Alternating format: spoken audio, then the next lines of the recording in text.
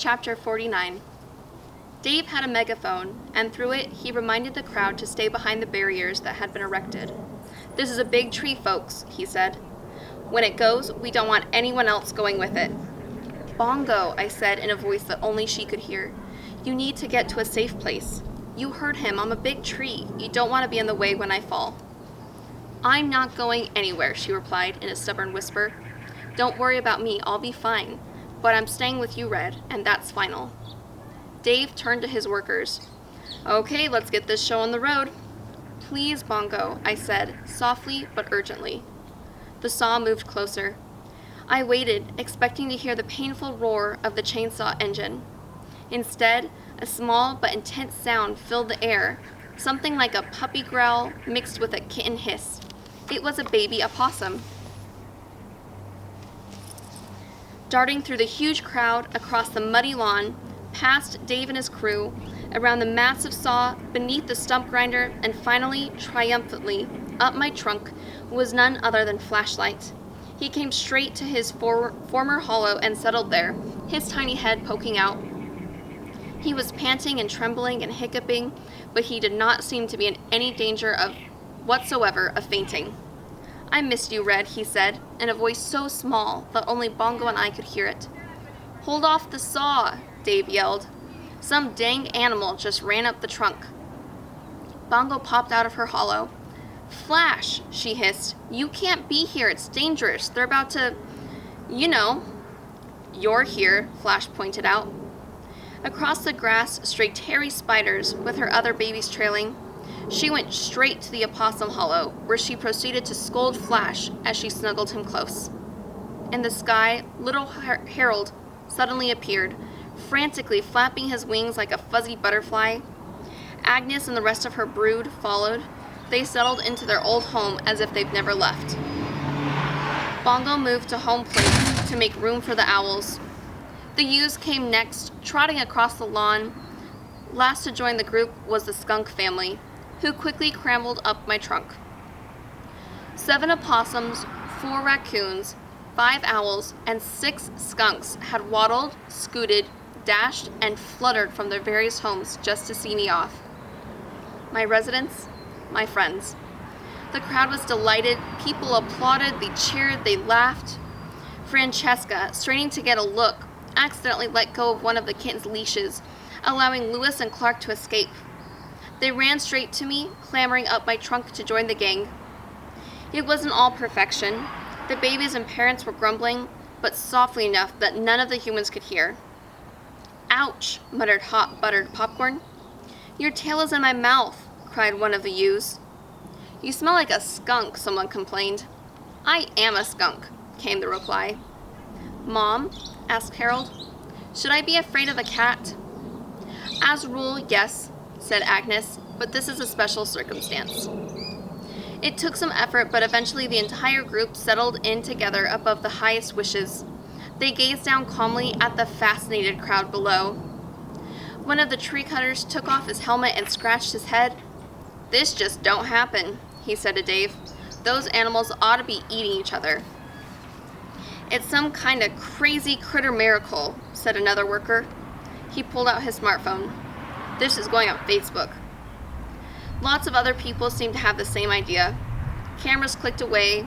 Ignoring the barricades, the reporters dashed over, microphones extended, as if they were hoping to interview the animals.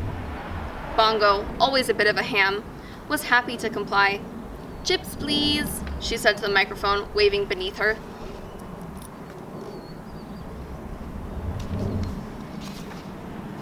Dave gestured helplessly at Francesca. "What is up with the menagerie, lady? How are we supposed to cut this tree down?" Francesca, wiping away tears, stood.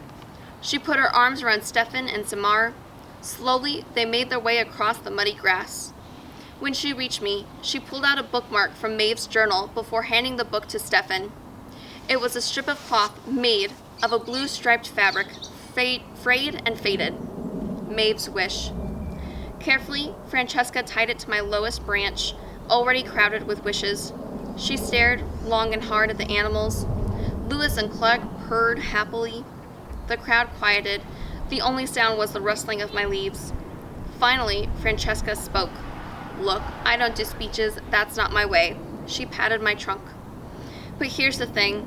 Until today, I'd almost forgotten how important this old tree is to my family story, and from the look of it," she pointed to my residence, "it's important to a few other families as well." Many people smiled, a few laughed. "I hate this word," Francesca continued, running her hand over my carved bark. "Hate it. My great-great-grandmother Maeve would have hated it just as much. Here in this neighborhood, we're better than this." She looked at Samar's parents. "We don't threaten people here. We welcome them." Francesca reached for Samar's hand. "This tree is staying put, and I hope your family will too." Chapter 50. That night, many hours after the crowd had scattered, Samar slipped out of the front door of the little blue house. Stefan, who had been watching from his bedroom window, joined her moments later. They sat silent beneath my wish-laden boughs. The slightest breath of wind sent the index cards fluttering like huge moths. Moonlight was everywhere, it seemed, on the wishes, on my branches, on the doomy-headed owlets, in the upturned gazes of Stefan and Samar. How beautiful we all are, bathed by the soft and silver light. "Do you think your family will stay here?" Stefan asked, "after everything that's happened?" "I don't know," said Samar. "I hope so." The breeze kicked up. Cards shattered, ribbons danced, a scrap of notebook paper loosely tied with the red yarn to my lowest branch broke free. Samar snatched it as it swooped past. She squinted at the scribbled writing. Then she stood, carefully tying the paper back onto my branch. "What was that wish for?" Stefan asked. "An invisible robot that does homework." "Seems unlikely." "True." Samar leaned against my trunk and smiled. But then, so does a talking tree. Chapter 51. If this were a fairy tale, I'd tell you that there was something magical about that wishing day, that the world changed and we all live happily ever after.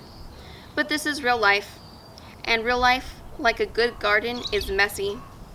Some things have changed, some things haven't. Still, optimist that I am, I'm feeling hopeful about the future. Samar's parents decided not to move, at least not for a while. Stefan and Samar became good friends. Sometimes they do their homework at the base of my trunk. Their parents still don't talk to one another. I'm not sure that they ever will. The police never found the boy who carved "Leave" into my trunk. But a couple of weeks ago, I saw him sauntering by. I pointed him out to Bongo. Let's just say she made a very large deposit that day. All my residents are back where they belong, safe in their hollows. They still argue sometimes, but they haven't yet eaten one another.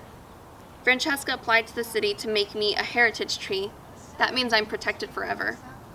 She's also on the first-name basis with the local plumber, who's learning to deal with my pushy roots. Lewis and Clark still haven't figured out how to walk on leashes. Bongo's made a new friend. His name is Harley Davidson.